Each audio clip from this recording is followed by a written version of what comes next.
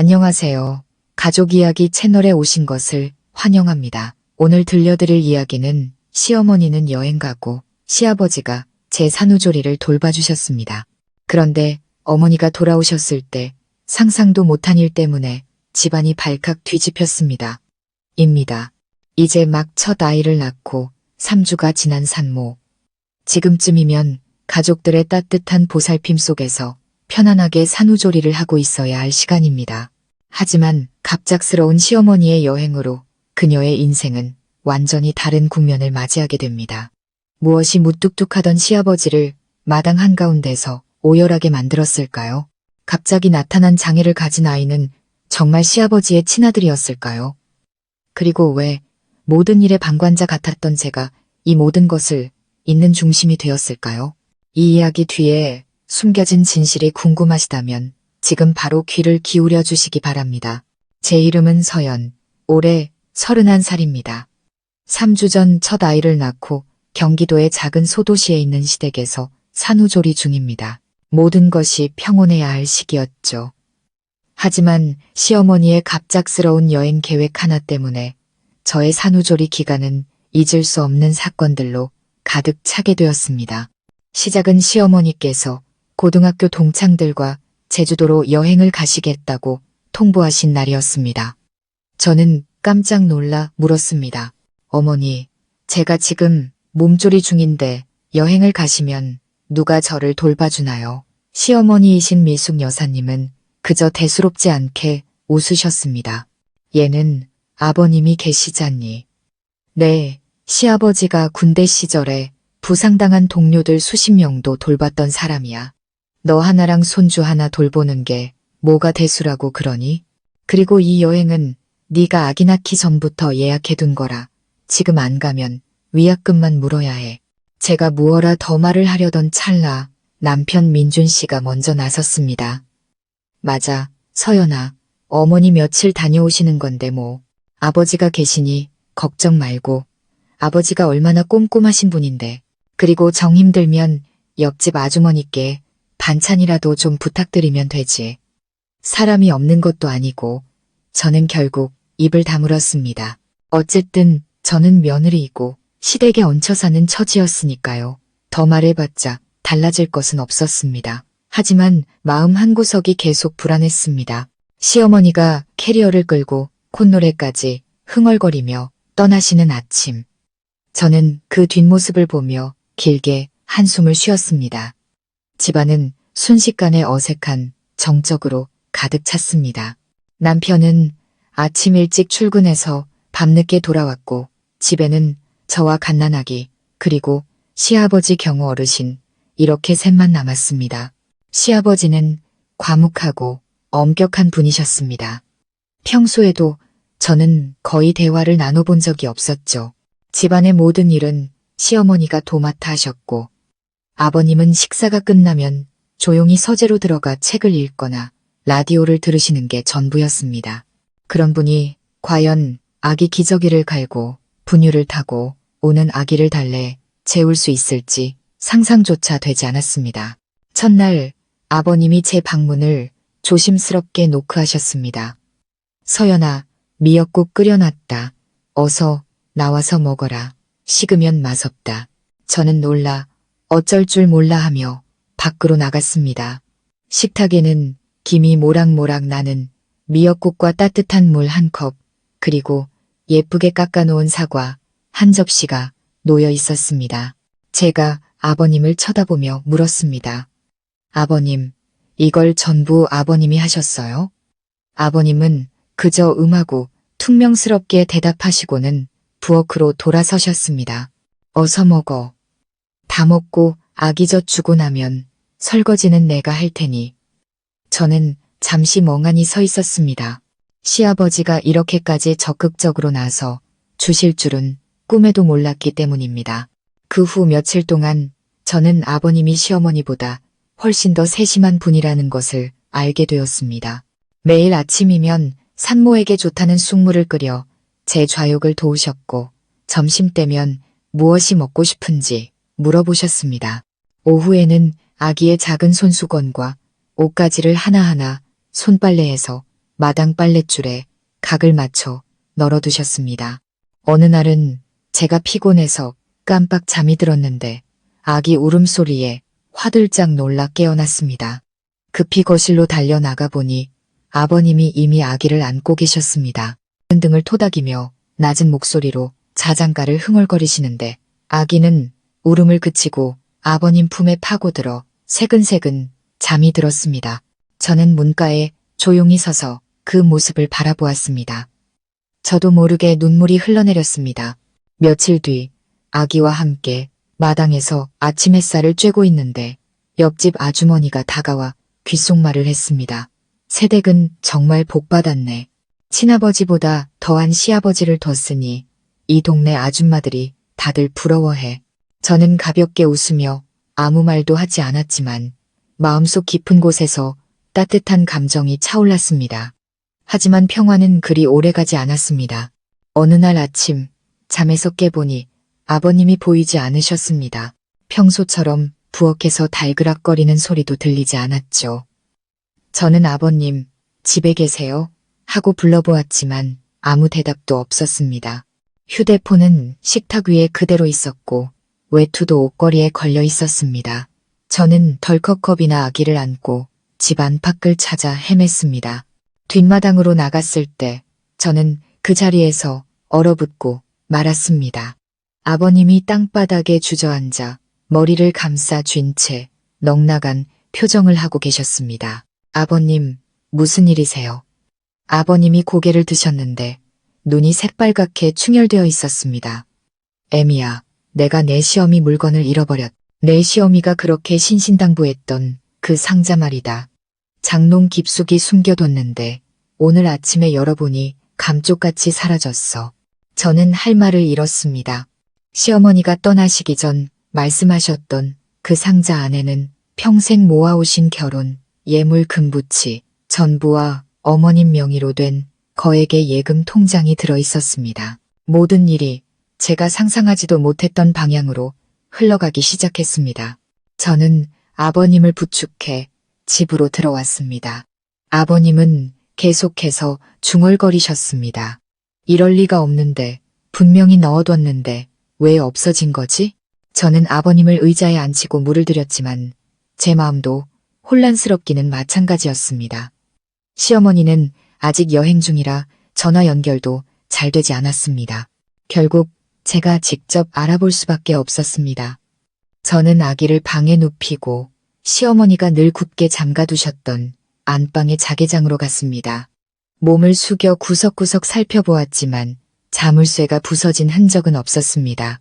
하지만 아버님 말씀대로 안에는 붉은 비단으로 싼 예물함이 사라지고 없었습니다. 그때 문득 한 가지 사실이 떠올랐습니다.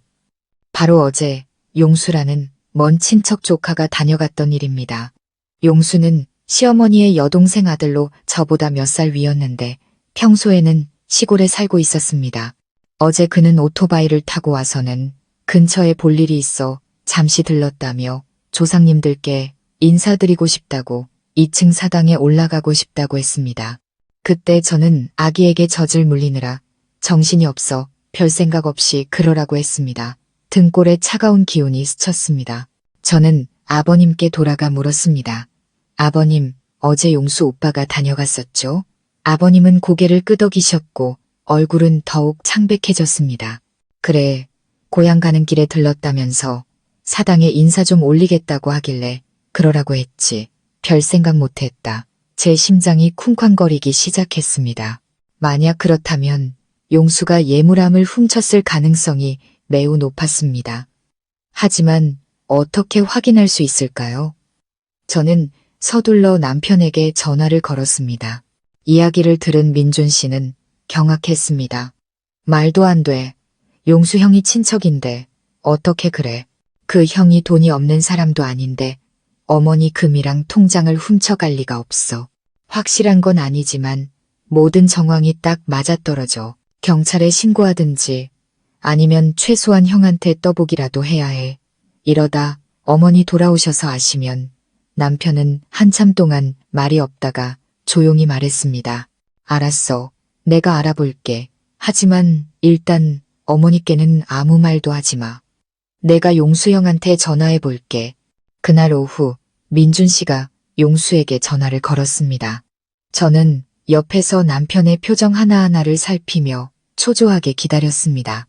하지만 수화기 너머의 용수는 예물함과 관련 없다고 대충 얼버무리더니 바쁘다는 핑계로 서둘러 전화를 끊었습니다. 그 태도는 제 의심을 더욱 키웠습니다. 아버님은 예물함을 잃어버린 후부터 완전히 다른 사람이 된 것 같았습니다. 말없이 집안을 서성이며 책장과 이불장을 전부 뒤지고 심지어 부엌에 있는 낡은 과자 상자까지 하나하나 열어보며 희망을 찾으려 애쓰셨습니다.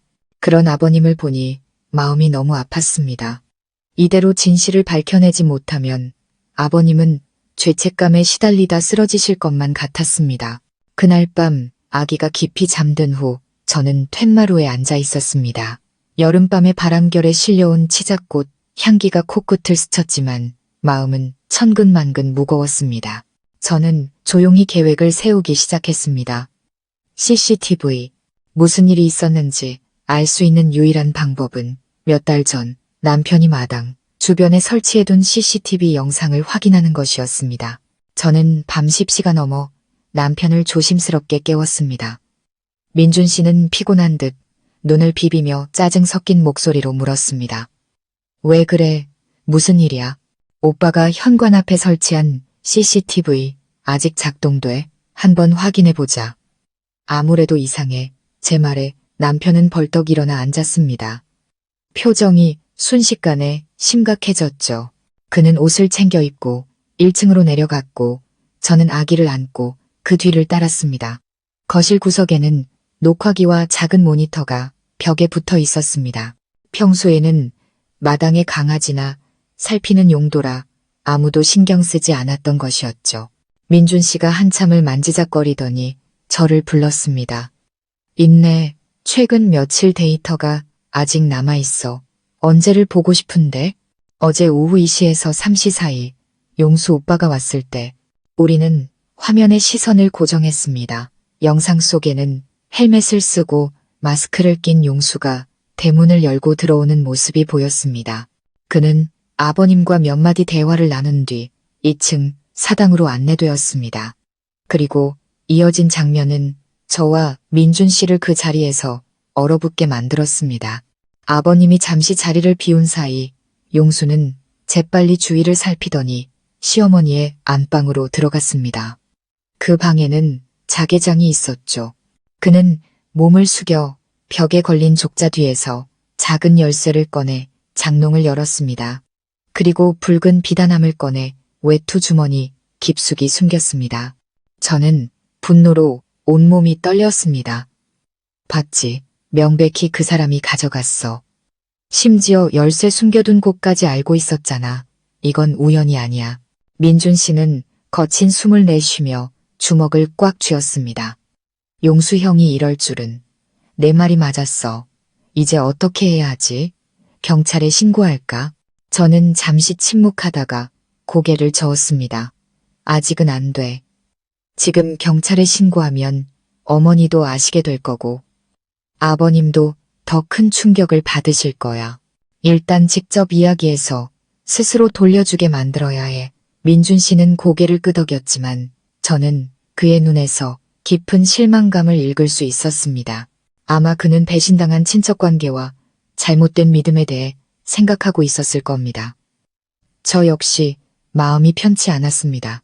용수가 비록 먼 친척이긴 했지만 이 집에서 밥을 먹은 적이 한두 번이 아니었고 늘 다정한 목소리로 시어머니를 이모님이라 불렀으니까요. 다음 날 아침 저는 옆집 아주머니께 아기를 잠시 맡겼습니다. 그리고 민준 씨와 함께 용수가 사는 시골로 향하는 버스에 올랐습니다. 가는 동안 저는 쪽지에 글을 썼습니다. 24시간 안에 예물함을 돌려놓지 않으면 이 CCTV 영상은 관할 파출소로 넘어갈 겁니다. 지금은 단도직입적인 방법밖에 없다고 생각했습니다. 우리가 도착했을 때 용수는 집에 없었습니다. 그의 아내는 남편이 하루 종일 일하러 나가 저녁에나 들어온다고 했습니다. 저는 그 쪽지를 CCTV 영상에서 출력한 사진과 함께 대문 틈으로 밀어 넣었습니다. 일을 마친 우리는 무거운 마음으로 집으로 돌아왔습니다. 그날 저녁 아기에게 젖을 물리고 있는데 다급하게 대문벨이 울렸습니다. 저는 깜짝 놀랐고 민준 씨가 나가서 문을 열었습니다. 용수가 서 있었습니다. 창백하게 질린 얼굴로 손에는 붉은 비단함을 꼭 껴안고 있었죠. 그는 저를 보자마자 그 자리에 무릎을 꿇었습니다. 서연아, 민준아, 내가 정말 미안하다. 내가 욕심에 눈이 멀어서 어리석은 짓을 했어. 하지만 아직 열어보지도 않았어. 그대로야. 제발 경찰에만 신고하지 말아줘. 우리 부모님 얼굴에 먹칠할 수는 없어. 저는 마당 한가운데 무릎 꿇고 있는 용수의 모습을 조용히 내려다보았습니다. 더 이상 분노는 느껴지지 않았습니다. 그저 슬펐습니다. 한때는 선량했던 한 남자가 한순간의 무력 때문에 신뢰를 저버렸다는 사실이 서글펐습니다. 다음 날 아침 제가 막 잠에서 깨어 아기 기저귀를 갈기도 전이었습니다. 쾅 하는 소리와 함께 쇠대문이 열리는 소리가 들렸습니다. 그리고 익숙한 슬리퍼 소리와 함께 캐리어 바퀴가 굴러가는 소리가 들려왔습니다. 시어머니가 돌아오신 것이었습니다. 서연아, 어디 있니? 아버님이 너희 모자 고생시키지는 않았고 어머님은 집에 들어서며 말씀하셨습니다. 옷에서는 아직 바다 내음과 햇볕, 냄새가 나는 듯 했습니다. 저는 순간 멈칫했지만 이내 평정심을 되찾았습니다. 어머님의 짐을 받아들며 최대한 태연한 척했습니다. 어머니, 오셨어요. 아버님이 정말 잘 돌봐주셔서 하나도 힘들지 않았어요. 미숙 여사님은 환하게 웃으셨습니다. 그것 봐라, 내가 뭘 했니? 내 시아버지가 꼼꼼한 사람이라고. 이제 내가 왔으니 너도 한시름 놓겠구나. 우리 강아지 선물 사왔다. 어머님은 아기를 안아 뽀뽀하시고는 즐겁게 안방으로 들어가셨습니다. 하지만 이분도 채 되지 않아 어머님의 비명이 들려왔습니다. 경호 씨, 서연아, 누가 내 방에 들어왔었니? 장롱 열쇠는 어디 있고 내 예물함은 어디 갔어? 저는 급히 달려 올라갔습니다. 어머님은 이불을 전부 들추고 옷장을 활짝 열어젖힌 채였습니다. 어머니, 진정하세요. 일단 앉아보세요. 제가 차근차근 다 설명해 드릴게요. 어머님은 소리치셨습니다. 아니, 내가 내 아버님한테 그 상자 잘 간수하라고 얼마나 신신당부를 했는데 거기엔 우리 집 재산이 다 들어있단 말이야. 수천만 원짜리 통장이랑 옛날에 외할아버지가 물려주신 땅 문서까지. 절대 잃어버리면 안 돼. 그때 아버님이 아래층에서 조용히 올라오셨습니다. 손에는 찻잔을 들고 계셨죠. 아버님은 아내를 한번, 저를 한번 쳐다보셨습니다. 저는 제가 설명하겠다는 뜻으로 가볍게 고개를 끄덕였습니다. 저는 예물함이 사라진 것을 발견했을 때부터 용수를 의심하고 CCTV를 확인했던 일, 그리고 사진을 보내자 용수가 물건을 돌려주러 왔던 일까지 모든 것을 자세히 설명했습니다. 그리고 아직 봉인이 뜯어지지 않은 예물함을 내밀었습니다.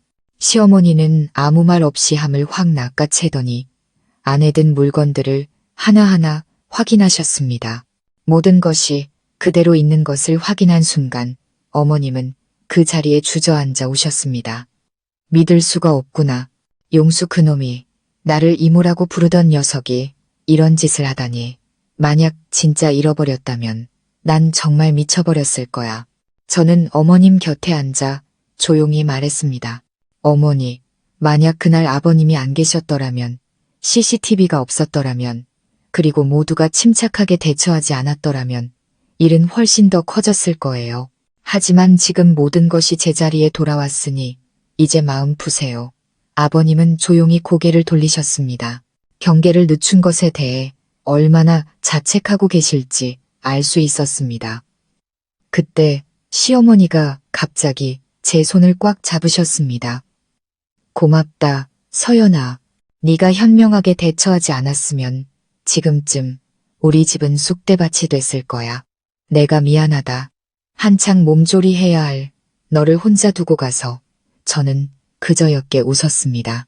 저는 당연히 해야 할 일을 했을 뿐이에요, 어머니. 이번 일은 우리 모두에게 큰 교훈이 된 것 같아요.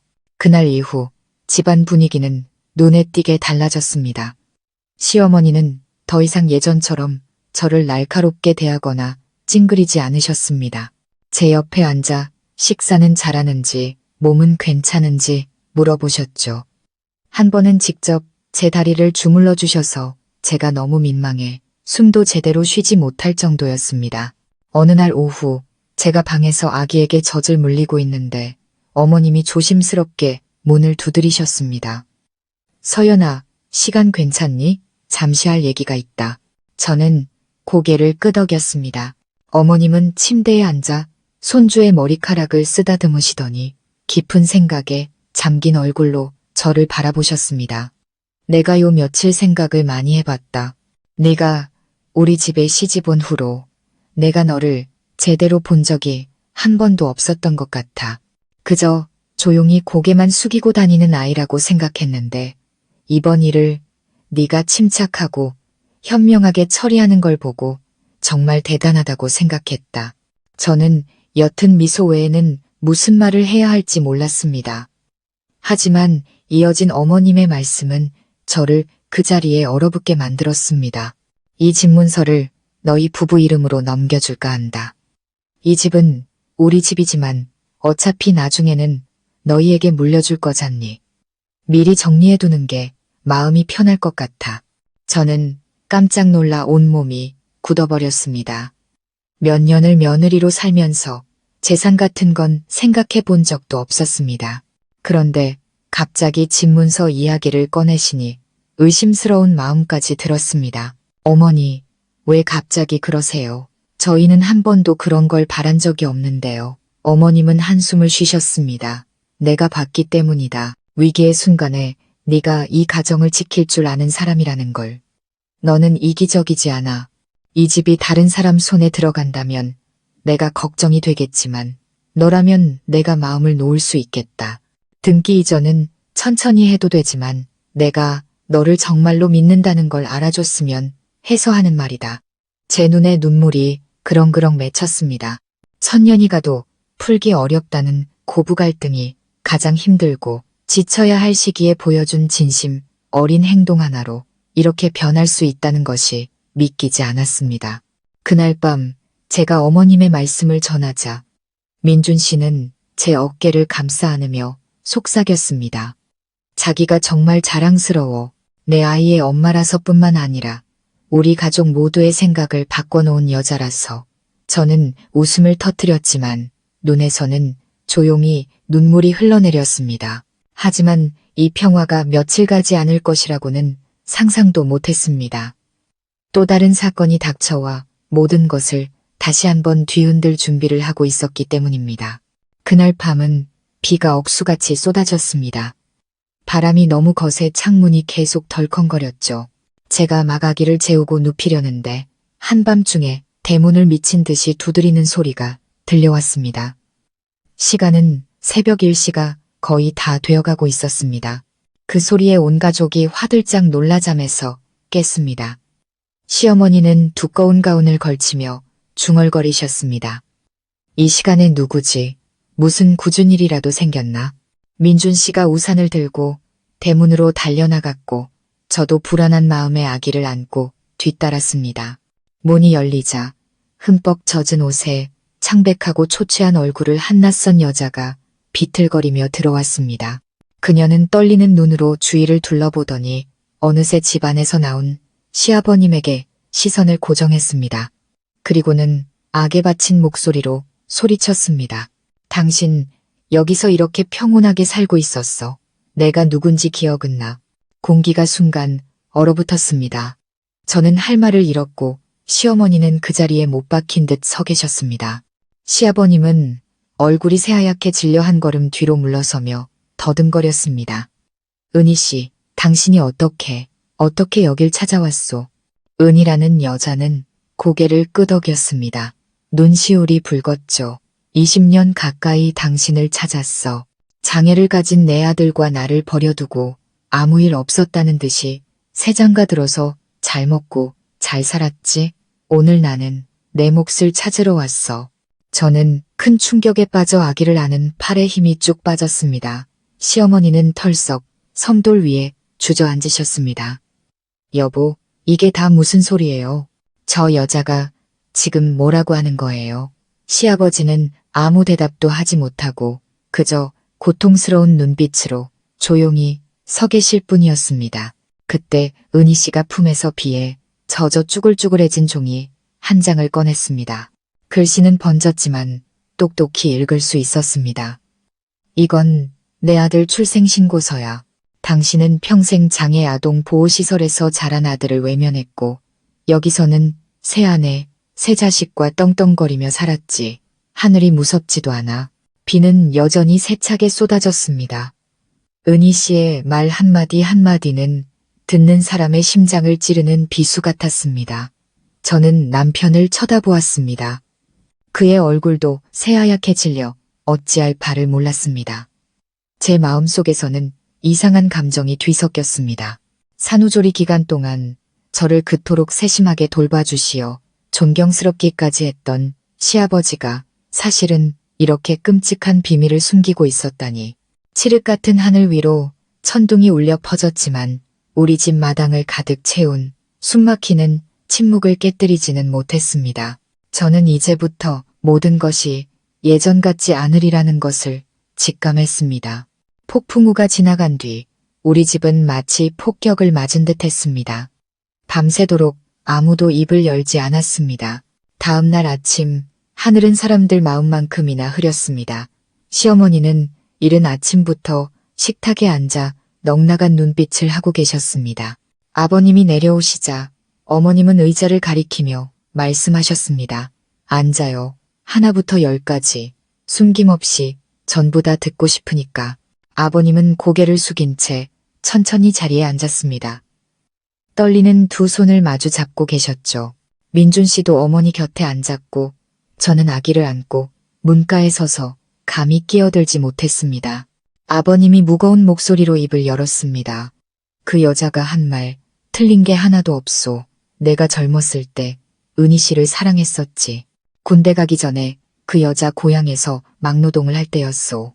은희 씨가 아이를 가졌는데 처가에서 반대가 너무 심했지. 나는 두려웠소. 아버지 될 책임을 회피하고 도망쳤고 그 후에 이병 통지서가 나와 군대로 갔소. 전쟁통에 정신없이 지내다 보니 은희 씨가 다른 곳으로 떠나버렸거나 이미 이 세상 사람이 아닐 거라고 생각했지. 시어머니가 소리치셨습니다. 살았는지 죽었는지 찾아보기는 했어요? 아니면 일부러 잊으려고 한 거 아니고요? 당신은 새 아내 만나 새 자식 낳고 잘 살 동안 그 여자는 혼자서 그 모든 고통을 짊어졌잖아요. 아버님은 말이 없으셨습니다. 한참 뒤에야 낡은 지갑에서 빛바랜 사진 한 장을 꺼내셨습니다. 이건 은희 씨와 그 아이가 3살 때 내가 몰래 찍은 사진이오. 찾아보려고 했지만 그 집 식구들이 철저하게 숨겼소. 그러다 당신을 만났고 우리는 결혼했지. 나는 평범하게 살고 싶었소. 하지만 은희 씨가 혼자서 아이를 그것도 장애아동 보호시설에서 키우고 있을 줄은. 내가 너무 비겁했소. 온 집안이 침묵에 잠겼습니다. 시어머니는 의자 팔걸이를 꽉 쥐고 계셨고 얼굴은 창백했습니다. 저는 어머님이 눈물을 안으로 삼키고 계신 것을 보았습니다. 어쨌든 어머님은 법적으로 정당한 아내였지만 남편의 과거 때문에 지금 씻을 수 없는 상처를 입으신 것이었습니다. 바로 그때 은희 씨가 집으로 들어왔습니다. 어젯밤처럼 소리치지는 않았지만 차분한 얼굴의 눈빛은 칼날처럼 날카로웠습니다. 당신더러 돌아오라고 요구하지는 않겠어요. 하지만 내 아들을 데려와 당신을 만나게 해주고 싶어요. 자기 친아버지가 누군지 설령 그게 비겁한 사람이었다 할지라도 자기 아버지라는 건 알아야 하니까요. 그 말은 아버님의 심장에 깊이 박혔습니다. 아버님은 책상 위로 고개를 떨구셨습니다. 저는 시어머니의 길고 무거운 한숨 소리를 들었습니다. 이틀 뒤 온 가족이 점심을 먹고 있을 때였습니다. 대문 앞에서 오토바이 소리가 멈췄습니다. 25, 6살쯤 되어 보이는 청년 하나가 마당으로 들어섰습니다. 키는 컸지만 다리를 절뚝였고 얼굴은 선량했지만 눈빛은 불안해 보였습니다. 시어머니가 먼저 자리에서 일어났고 저는 그 자리에서 얼어붙었습니다. 은희 씨가 청년의 등 뒤에서 그의 팔을 가볍게 잡고 있었습니다. 내 아들, 남수예요. 아니, 경호 씨 당신 아들이죠. 온 가족이 숨을 죽였습니다. 민준 씨는 고개를 숙인 채 말이 없었고 시어머니는 의자 팔걸이를 더욱 세게 쥐셨습니다. 오직 아버님만이 자리에서 일어나 남수라는 청년과 마주 섰습니다. 입술이 파르르 떨렸습니다. 네가 내 아들이냐? 아비가 미안하다. 남수는 아무 말 없이 가볍게 고개를 끄덕였습니다. 그의 눈시울도 붉어져 있었습니다. 그리고 그가 한 행동은 저를 더욱 놀라게 했습니다. 그는 배낭에서 서류 뭉치 하나를 꺼내 식탁 위에 올려놓았습니다. 무언가를 요구하러 온 게 아닙니다. 저는 이제 안정된 직장도 있고 재활센터에서 사무직으로 일하고 있습니다. 그저 제 친아버지가 누구인지 알고 싶었을 뿐입니다. 이제 알았으니 마음 편히 살아갈 수 있을 것 같습니다. 시아버지가 와라고 음을 터뜨렸습니다. 전쟁터도 누볐던 남자, 며느리의 기저귀 하나까지 꼼꼼히 챙기던 엄격한 남자가 지금은 어린아이처럼 울고 있었습니다. 시어머니가 뜻밖에도 자리에서 일어나 남수 앞에 물 한 잔을 놓아주셨습니다. 물 한 잔 마시게. 이 집에서 자네를 제대로 대접하는 거라고 생각해줬으면 하네. 자네 어머니가 평생 고생한 거 나도 알아. 하지만 자네 아버지처럼 이 세상 모든 사람이 무심한 건 아니라는 것도 알아줬으면 좋겠네. 원한다면 이제 여길 자네 집이라고 생각해도 좋아. 남수는 고개를 들어 입술을 굳게 다물었습니다. 그는 모두에게 고개를 숙여 인사했습니다. 감사합니다, 아주머니. 하지만 저는 이만 돌아가 보겠습니다. 어머니가 몸이 안 좋으셔서 병원에 모시고 가봐야 합니다. 제가 온 건 마지막 인사를 하기 위해서였습니다. 저는 용서하겠습니다. 하지만 더 이상 얽히고 싶지는 않습니다. 각자의 삶이 있으니까요. 그는 등을 돌려 걸어나갔습니다. 조용하지만 당당한 그의 뒷모습에 마당의 모든 것이 정지한 듯 했습니다. 대문이 조용히 닫혔지만 그 소리는 마치 각자의 마음에 깊은 상처를 남기는 듯 했습니다. 저는 시어머니를 보았습니다. 그분의 눈시울도 붉어져 있었습니다.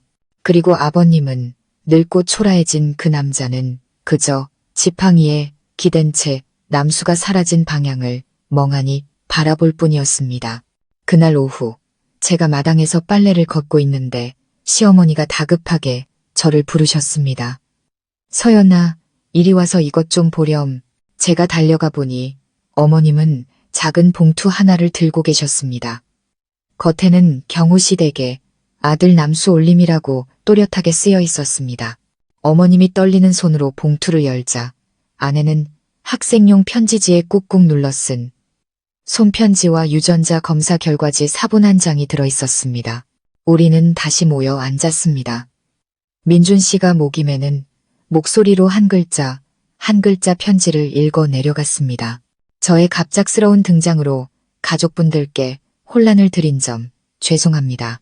하지만 차마 직접 말씀드리지 못한 이야기가 있습니다.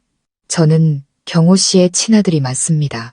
어머니가 간직하고 계셨던 머리카락으로 확인했습니다. 동봉된 검사 결과지는 병원에서 발급받은 사본입니다. 저는 아버님을 쳐다보았습니다.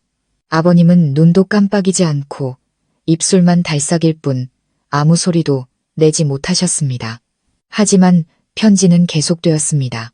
저는 돈도 가족도 필요 없습니다. 하지만 제게는 배다른 남동생이 하나 있습니다. 지금은 보호시설에서 지내고 있습니다. 가벼운 지적 장애가 있어 아무도 입양하려 하지 않습니다.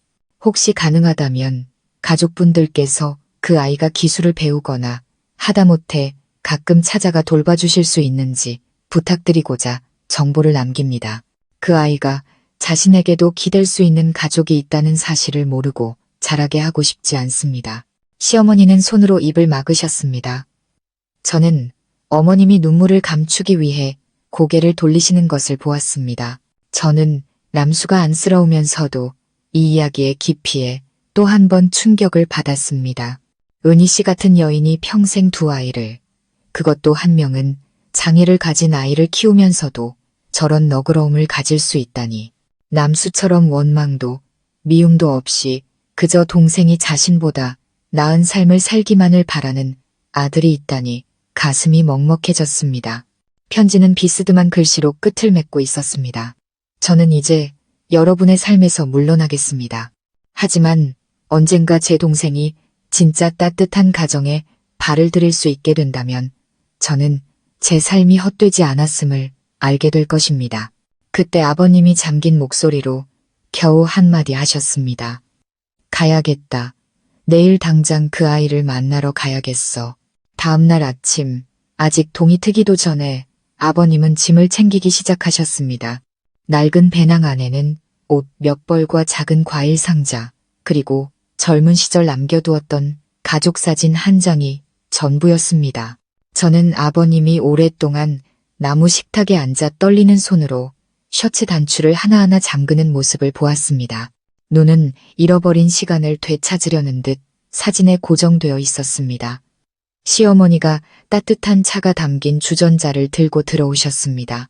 어머님은 찻잔을 내려놓으며 말씀하셨습니다. 가시더라도 어디로 가시는지는 말씀해 주세요.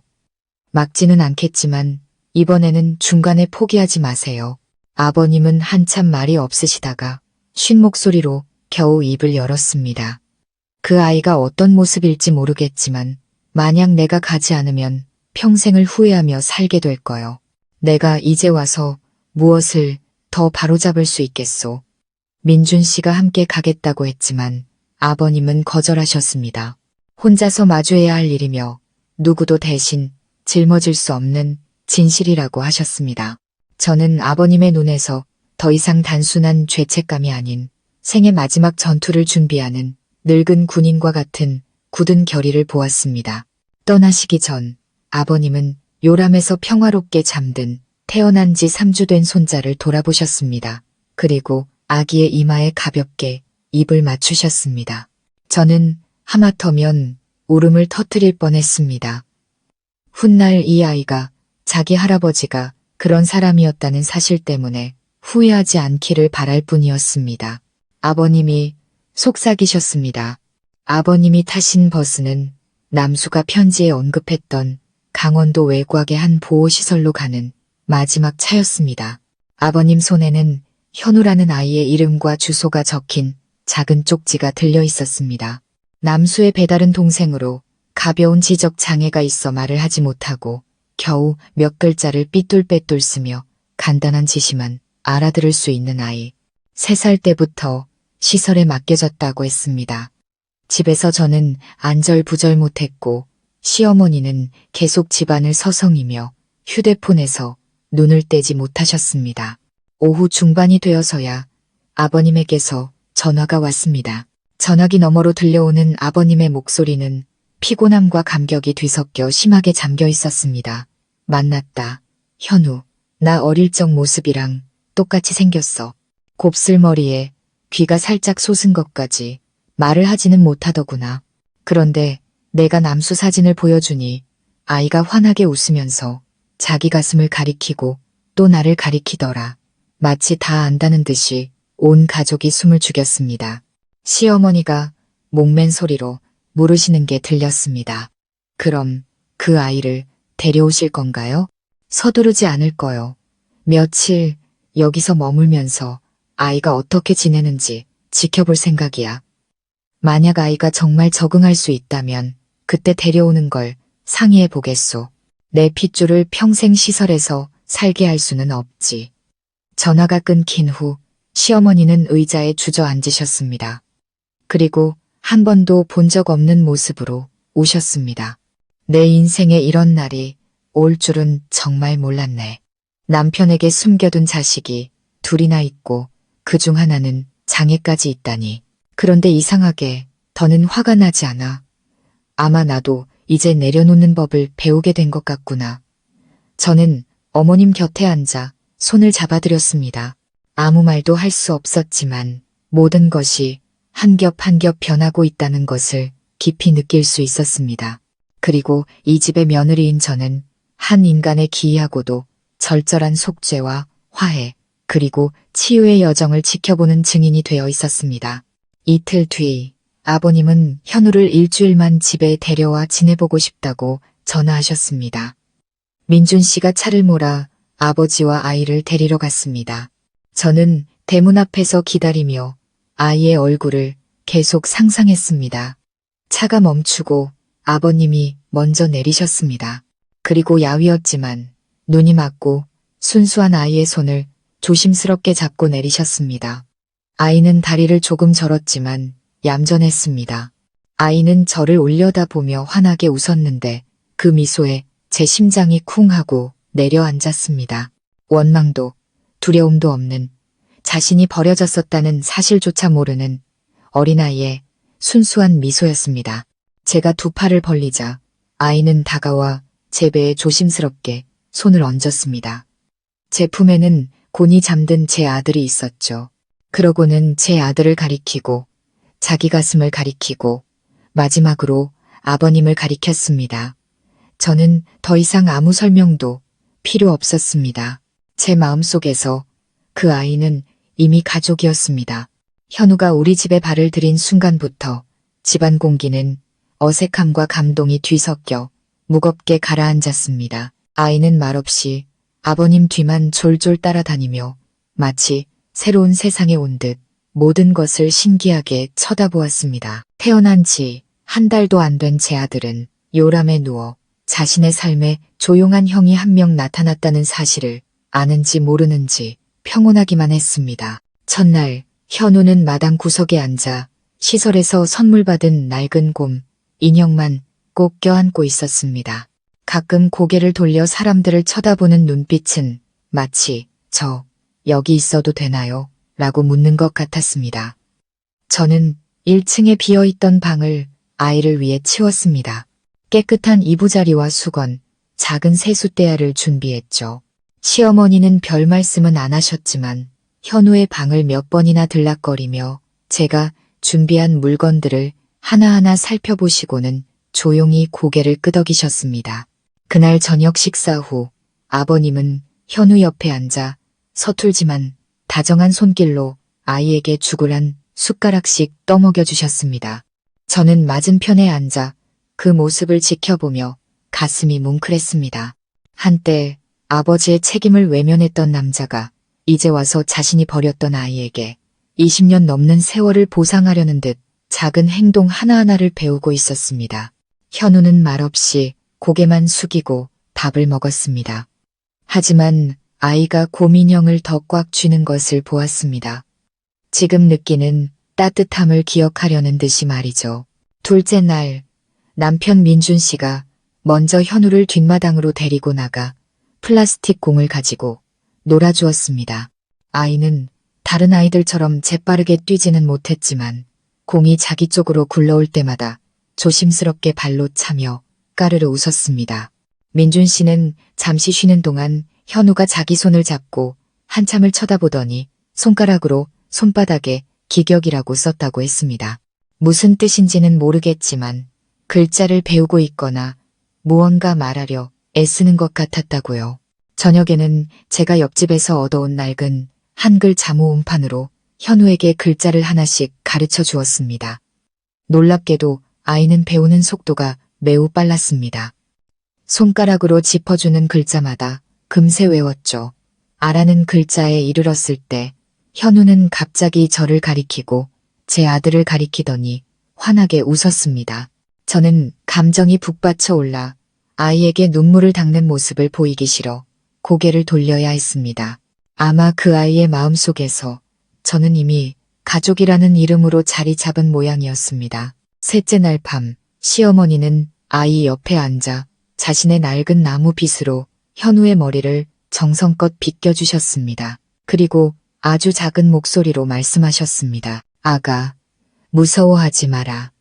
여기서는 아무도 너를 버리지 않을 게다. 현우는 고개를 들어 웃더니 갑자기 손을 들어 어머님의 눈물을 닦아주었습니다. 그 작은 행동에 저는 심장이 멎는 듯 했습니다.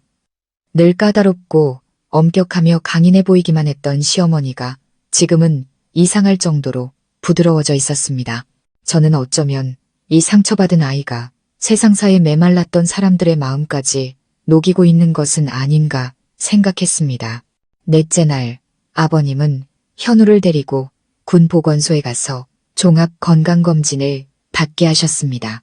의사는 아이가 경미한 지적장애를 앓고 있지만 제대로 된 교육만 받으면 간단한 기술을 배우거나 독립적인 생활도 충분히 가능하다고 진단했습니다. 집에 돌아온 아버님은 기쁜 얼굴로 그 소식을 전하며 온 가족에게 말씀하셨습니다.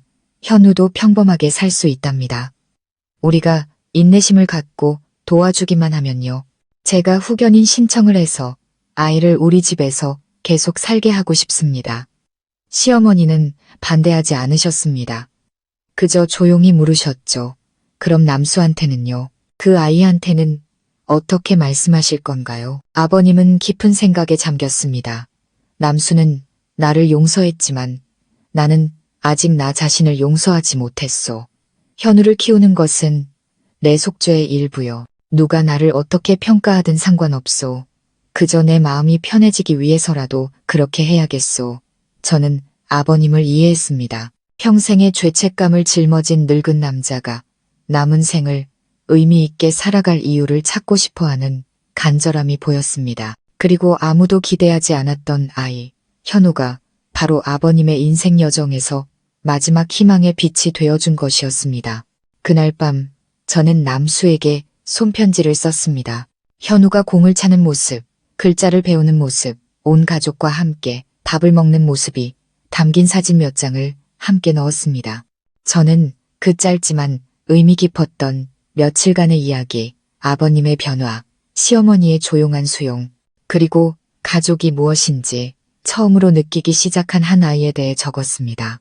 이틀 뒤 남수에게서 답장이 왔습니다. 편지에는 이렇게 쓰여 있었습니다. 현우가 돌아갈 곳이 생겨서 기쁩니다. 가능하다면 며칠 휴가를 내어 동생을 보러 가겠습니다. 아버지를 다시 받아들이기 위해서가 아니라 평생 어머니가 가슴으로 품었던 내 동생을 보기 위해서입니다. 저는 편지를 모든 사람에게 읽어주었습니다. 아버님은 조용히 고개를 끄덕이셨습니다. 시어머니는 고개를 돌리셨지만 저는 그분의 어깨가 가늘게 떨리는 것을 보았습니다. 아마 어머님 마음속에서는 과거와 현재, 상처와 용서 사이에서 거대한 감정의 싸움이 벌어지고 있었을 겁니다. 그리고 방관자처럼 보였던 저는 어느새 이 불완전한 가족의 흩어진 조각들을 이어주는 다리가 되어 있었습니다. 불완전하기에 더욱 사랑하고 지켜줄 가치가 있는 가족이었습니다. 일주일은 눈 깜짝할 사이에 지나갔습니다. 현우는 이제 집안 생활에 제법 익숙해졌습니다.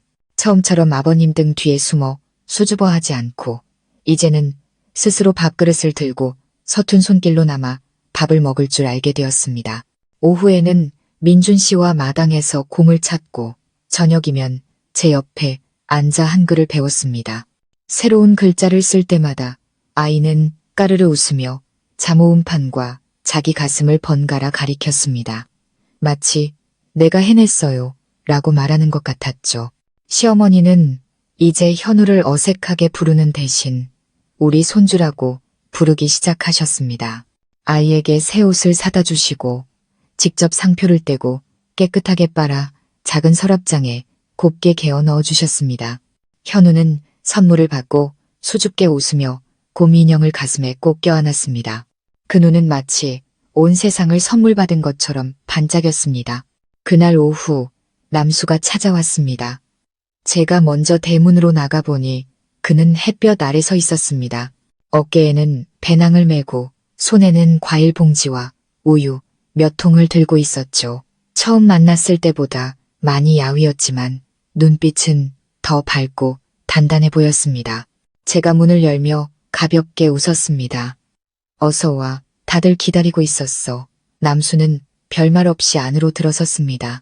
현우가 형을 보자 그 자리에 우뚝 멈춰 서더니 이내 느리지만 단호한 발걸음으로 달려가 남수를 와락 껴안았습니다. 마당의 모든 것이 숨을 죽였습니다. 두 형제는 아무 말 없이 서로를 껴안고 있었습니다. 하지만 남수의 눈물이 동생의 어깨 위로 떨어지는 것을 보지 못한 사람은 아무도 없었습니다. 아버님이 뒤에 서서 지팡이에 몸을 의지한 채 붉어진 눈시울을 애써 감추며 낮은 목소리로 말씀하셨습니다. 와줘서 고맙다. 네가 나를 용서해 주길 바라지는 않는다. 그저 내가 내 남은 인생 동안이라도 옳은 일을 하고 싶다는 걸 이해해 주길 바랄 뿐이다. 남수는 현우를 놓고 아버님을 돌아보았습니다. 눈빛은 처음처럼 날카롭지 않았습니다. 현우는 아버지의 핏줄이니 제가 막을 권리는 없습니다. 그리고 이제 더는 원망하지도 않습니다. 하지만 아버지를 아버지라고 부르기에는 아직 마음의 준비가 되지 않은 것 같습니다. 시어머니가 남수의 어깨에 손을 얹으며 다정한 목소리로 말씀하셨습니다. 시간이 해결해 줄 게다. 모든 원망은 지나가기 마련이야. 아주 작은 사랑이라도 남아있다면 언제든 다시 이어질 수 있는 거란다. 그날 저녁 식사는 처음으로 사대가 함께했습니다. 할아버지, 할머니, 아버지, 어머니, 친손자, 그리고 혼외자까지 아무도 과거에 대해 말하지 않았고 누구도 잘못을 들추지 않았습니다. 그저 숟가락이 그릇에 부딪히는 소리, 할머니가 집어준 고기 반찬에 현우가 수줍게 웃는 소리, 그리고 동생이 맛있게 먹는 모습을 보며 남수의 눈이 반짝이는 소리만이 식탁을 채웠습니다. 식사 후 남수는 저와 민준 씨와 따로 이야기를 나누었습니다. 그는 죄책감으로 가득했던 어린 시절, 홀어머니라는 이유로 세상에 손가락질을 받았던 어머니의 삶, 그리고 어머니가 야근을 하며 두 형제를 먹여 살리는 동안 보호시설에서 먹었던 맛없는 저녁에 대해 이야기했습니다. 담담한 목소리였지만 한마디 한마디가 제 가슴을 후벼 파는 것 같았습니다. 아버지를 정말 많이 미워했어요. 하지만 어머니는 늘 말씀하셨죠. 네가 사람답게 살고 싶다면 누구도 미워하지 말라고요. 이제야 그 뜻을 알 것 같아요. 미움은 나 자신만 지치게 할 뿐이더라고요. 제 동생만큼은 저처럼 버려졌다는 느낌 속에서 자라게 하고 싶지 않아요. 민준 씨가 남수의 어깨를 두드렸습니다. 너 정말 강한 사람이구나. 내가 너였다면 그렇게 마음이 넓지 못했을 거야. 남수는 슬프게 웃었습니다. 저도 모든 걸 외면하고 싶었던 적이 있었어요. 하지만 이제는 그저 마음 편하게 살고 싶을 뿐이에요. 그날 밤 모두가 잠든 후 제가 마당으로 나갔을 때 아버님이 배나무 아래 혼자 앉아 계셨습니다. 노란 불빛이 아버님의 초췌한 얼굴을 비추고 있었죠. 저는 차 한 잔을 따라 아버님 곁에 앉았습니다. 아버님, 현우 후견인 절차 정말 진행하실 건가요? 아버님은 고개를 끄덕이셨습니다. 내가 건강하게 지낼 날이 얼마 남지 않았어. 그 아이에게 더 늦기 전에 몇 가지라도 가르쳐주고 싶구나. 늦었지만 가족이 있다는 걸 모르고 자라게 하는 것보다는 낫겠지. 저는 아버님을 바라보며 가슴이 먹먹해졌습니다. 한때는 제 밥 한 술, 잠자리 하나까지 간섭하던 엄격한 남자가 이제는 자신의 오랜 과오와 싸우고 있는 늙은 아버지의 모습으로 서 있었습니다. 다음 날 아침 남수는 서울로 돌아가기 위해 작별 인사를 했습니다. 떠나기 전 그는 현우를 대문으로 데리고 가 작은 공책 하나를 손에 쥐어주며 속삭였습니다.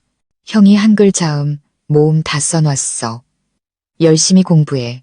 나중에 글 읽고 쓸 수 있게 되면 형 이름 꼭 불러줘야 해. 현우는 활짝 웃으며 고개를 마구 끄덕였습니다. 그리고는 갑자기 남수를 헤어지기 싫다는 듯이 꽉 껴안았습니다. 저와 민준 씨는 남수를 골목 어귀까지 배웅했습니다. 그는 떠나기 전 한 번 더 우리 집을 돌아보았습니다. 눈빛에는 슬픔이 담겨 있었지만 더 이상 원망은 없었습니다. 마치 인생의 슬픈 한 페이지를 정말로 다른 사람처럼 보였습니다. 남수의 모습이 집들 사이로 사라졌을 때 저는 우리 집을 돌아보았습니다. 모든 것이 이전처럼 평온했지만 저는 새로운 문이 열렸다는 것을 똑똑히 알 수 있었습니다. 그것은 공감과 용서, 그리고 서로의 상처를 치유하는 법을 배우는 마음들의 문이었습니다. 남수가 떠난 후 현우는 갑자기 말이 없어졌습니다. 평소처럼 까르르 웃지도 않았고 글자 공부에도 흥미를 보이지 않았습니다. 아이는 마당에 앉아 남수가 남기고 간 공책을 품에 안고 무언가를 기다리는 사람처럼 하염없이 대문만 바라보았습니다.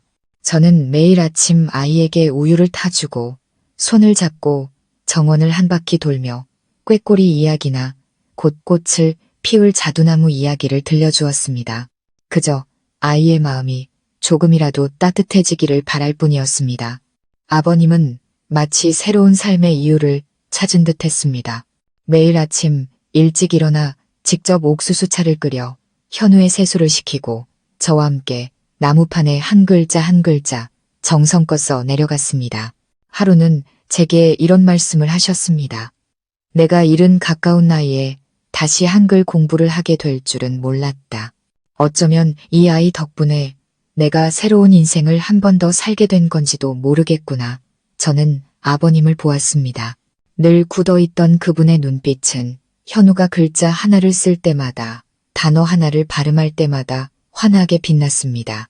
어떤 날은 현우가 하루 종일 아빠라는 글자 하나를 쓰기 위해 애썼습니다.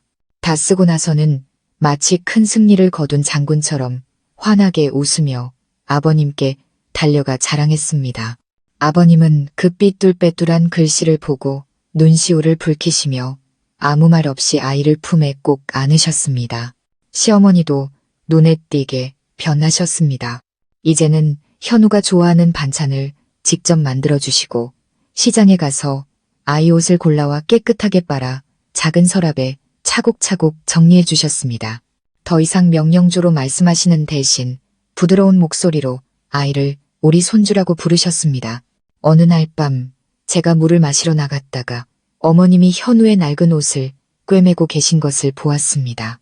희미한 등불 아래 얼음장처럼 차갑고 강인해 보였던 여인의 뒷모습이 한없이 부드러워 보였습니다. 한 땀 한 땀 바느질에 담긴 사랑이 느껴졌습니다. 하루는 제가 집을 정리하는데 부엌에서 민준 씨가 시어머니께 조용히 말하는 소리가 들렸습니다. 어머니, 나중에 현우를 정식으로 입양할까 해요. 아버님 서류 부담도 덜어드리고 또 혹시 아버님께 무슨 일이 생기면 시어머니는 잠시 멈칫하시더니 고개를 끄덕이셨습니다.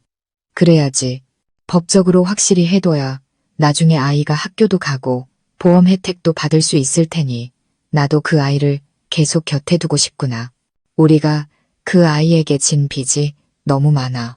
그날 저녁 민준 씨가 저를 데리고 동네 한 바퀴를 산책했습니다. 우리는 아기를 안고 있었고 시원한 바람이 길가에 가로수를 스치고 지나갔습니다. 민준 씨가 갑자기 제 손을 꽉 잡았습니다. 이런 집에 며느리로 온 거 후회해. 저는 조용히 웃었습니다. 아니, 가끔은 정말 못 견딜 것 같을 때도 있었지만 돌이켜보면 내가 여기 없었더라면 평생 보지 못했을 것들을 받는 걸, 잘못을 뉘우치는 아버지, 용서를 배우는 어머니, 다시 가정을 찾은 아이, 그리고 무슨 일이 있어도 항상 내 곁에 있어주는 남편까지. 민준 씨는 제 손을 더 꽉 잡았습니다.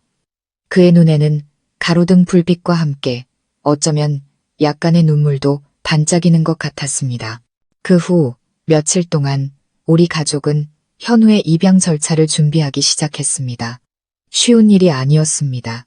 확인해야 할 정보도 많았고 동사무소 직원에게는 다른 속셈이 있는 건 아닌지 의심 섞인 질문을 받기도 했습니다. 하지만 민준 씨와 저는 꿋꿋하게 버텼습니다. 우리는 현우를 데리고 종합병원에 가서 검사를 받고 보충학습을 위한 서류를 준비하고 장애인을 위한 직업훈련센터에도 연락했습니다. 피곤하고 시간이 많이 걸렸지만 우리가 하지 않으면 아무도 그 아이를 위해 해줄 사람이 없다는 것을 알았기 때문입니다. 어느 날 정오, 제가 아기를 재우고 있는데 현우가 조용히 방으로 들어왔습니다. 아이는 제 손에 쭈글쭈글한 종이 한 장을 쥐어주었습니다. 거기에는 삐뚤빼뚤한 글씨로 이렇게 쓰여 있었습니다. 엄마, 예뻐요. 저는 웃음을 터뜨렸지만 눈물은 뺨을 타고 흘러내렸습니다. 이 아이는 한 번도 저를 엄마라고 부른 적이 없었지만 사랑을 처음 알게 된 나이에 모든 진심을 담아 그 글자를 써준 것이었습니다. 그날 밤 저는 아버님 곁에 앉아 그 종이를 보여드렸습니다. 아버님은 한참 동안 말이 없으시다가 제 손 위에 당신의 손을 얹으며 조용히 말씀하셨습니다. 고맙다, 서연아. 이 집은 내가 온 뒤로 비로소 진짜 가정이 된 것 같구나. 저는 아버님이 제 붉어진 눈시울을 보지 못하게 고개를 돌렸습니다. 밤비가 마당에 조용히 내렸지만 제 마음속에서는 그 빗방울이 희망의 정원을 적시고 있었습니다. 그곳에는 현우가, 아버님이, 시어머니가, 민준 씨가, 그리고 제가 있었습니다. 그저 평범한 며느리일 뿐이라고 생각했던 제가 이제는 모든 사람의 심장을 같은 박자로 뛰게 하는 중심이 되어 있었습니다. 현우의 입양 절차를 모두 마친 후 우리 가족은 큰 짐을 내려놓은 듯 했습니다. 시어머니는 둘째, 손자가 정식으로 우리 가족이 된 것을 기념하기 위해 작은 잔치를 열자고 하셨습니다. 어머님은 현우가 가장 좋아하는 동그랑땡을 직접 만드셨고 아버님은 아침 일찍 시장에 가서 신선한 과일을 사와 조상님 위패 앞에 올리셨습니다. 향을 피우며 이제 자손들이 다 모였으니 조상님들께서 우리 아이들이 화목하게 살도록 보살펴 주십시오. 라고 말하는 아버님의 목소리는 따뜻하고 묵직했습니다. 온 가족이 함께 웃었고 마음이 한결 가벼워졌습니다. 모든 것이 완벽하게 끝났다고 생각했지만 인생은 늘 예기치 않은 방향으로 흘러갔습니다.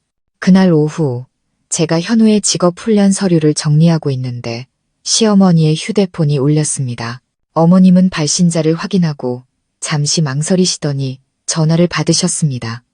인사를 나눈 직후 어머님의 얼굴이 굳어지는 것을 보았습니다. 수화기 너머에서 들려오는 긴 이야기에 어머님의 손이 떨리기 시작했습니다. 전화를 끄는 어머님은 의자에 주저앉으셨고 얼굴은 새하얗게 질려 있었습니다. 어머니, 무슨 일이세요? 어머님이 고개를 드셨는데 목소리가 갈라져 나왔습니다. 내 시아버지의 형님, 그러니까 큰아버님이 돌아가셨단다. 그런데 돌아가시기 전에 편지를 하나 남기셨는데 수십 년 전에 내 시아버지가 이름만 빌려줘서 보증을 서준 땅, 빚에 대한 이야기였어.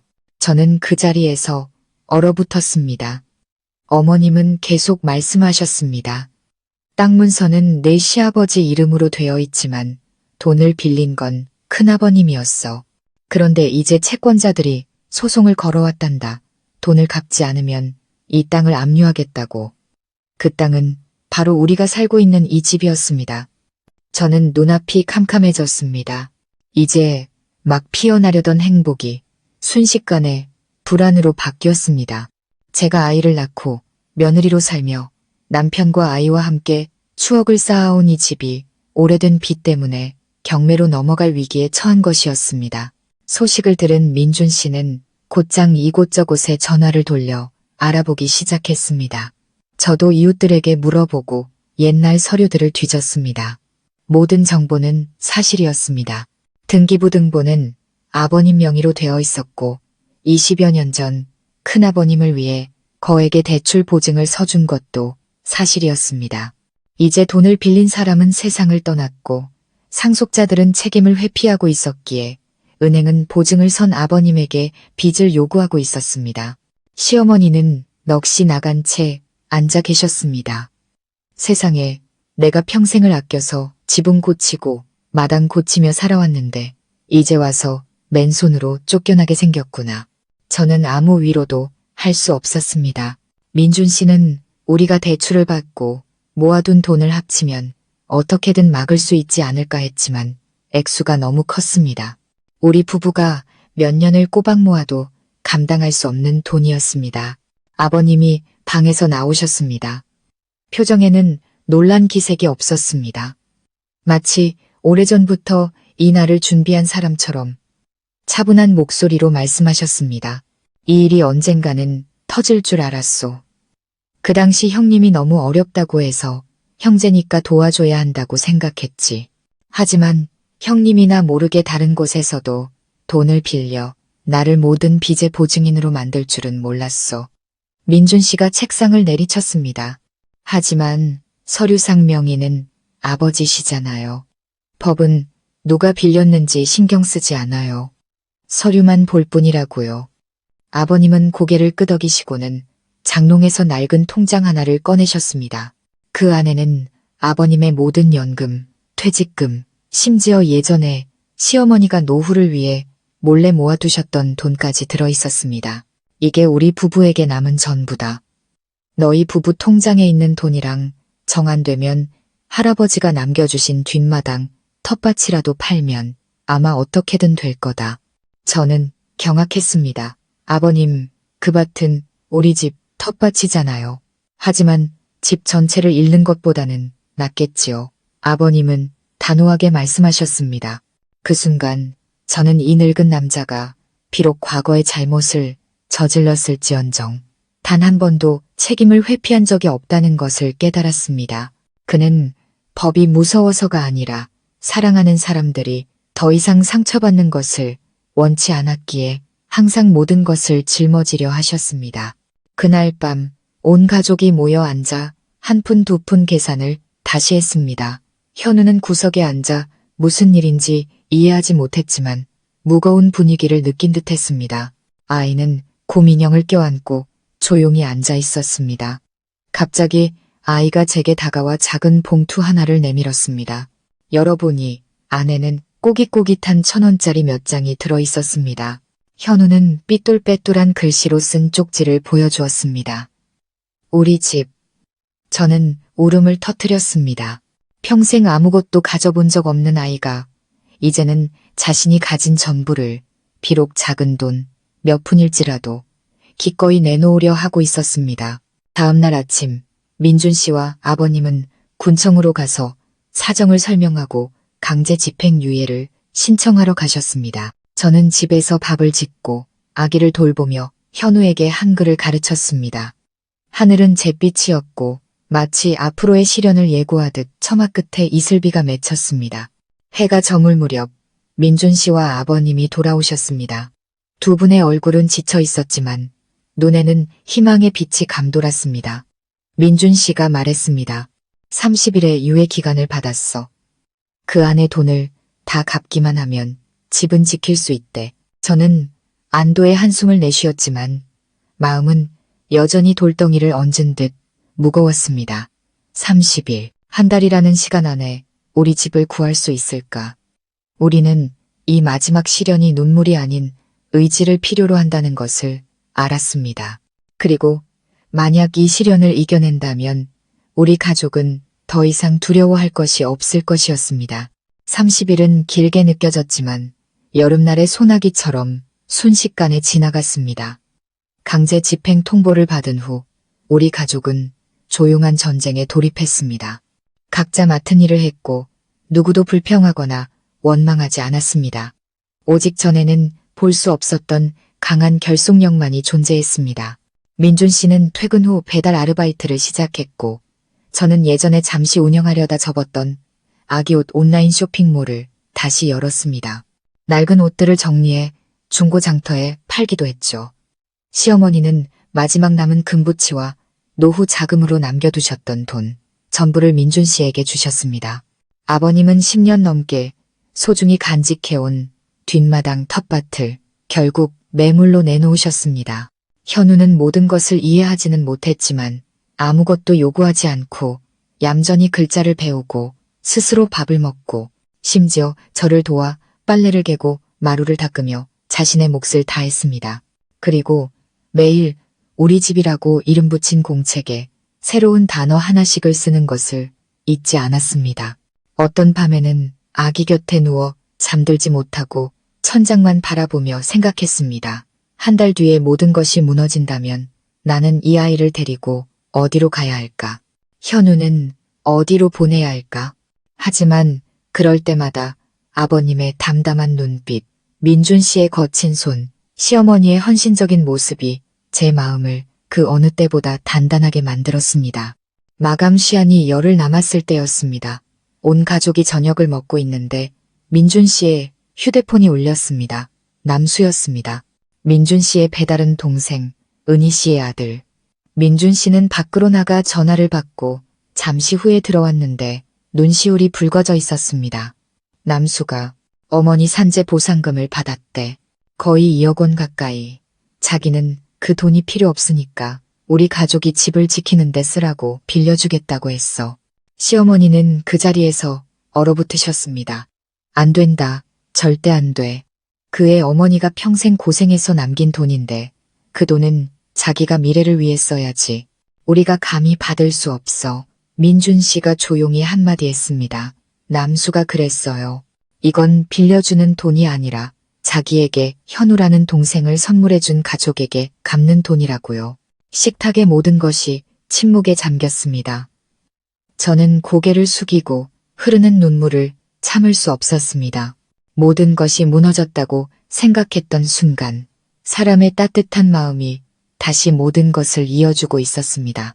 우리는 그 돈과 우리가 모은 모든 돈을 합쳐 마감 사흘 전에 은행에 완납했습니다. 돈을 내러 가던 날 아침 아버님은 낡은 군복을 입고 허리를 꼿꼿이 펴셨습니다. 눈빛은 이상할 정도로 밝게 빛났습니다.